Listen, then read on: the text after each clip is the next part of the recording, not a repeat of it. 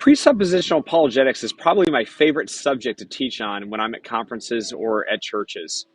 And the reason why is this. So many people are terrified to go out and to preach the gospel because they're worried about what kind of questions or challenges they'll get asked of them. Same thing goes for those of you who are wanting to go out and share the gospel at the Christmas dinner table. You're worried about what questions and challenges might be asked of you.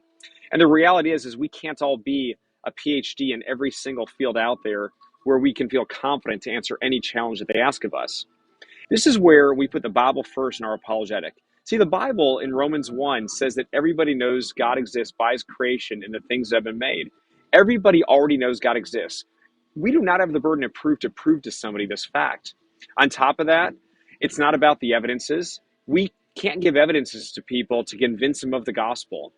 We can't give our intellect and reasoning to people to try to get them to believe the gospel. No. See, the Bible says in Romans 1:16 that the gospel is the power of God and salvation. Opening up our mouths and getting to the gospel proclamation is what gets people saved.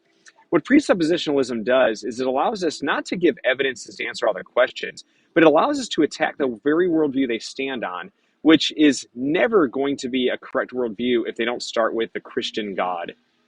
And so what I like to do is to come in and be able to teach, not in a high-level format like Greg Bonson or Van Til or other guys out there, but we take it to the streets.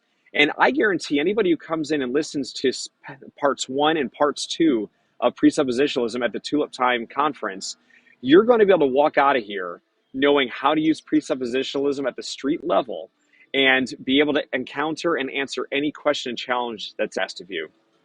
I can't wait to see you there.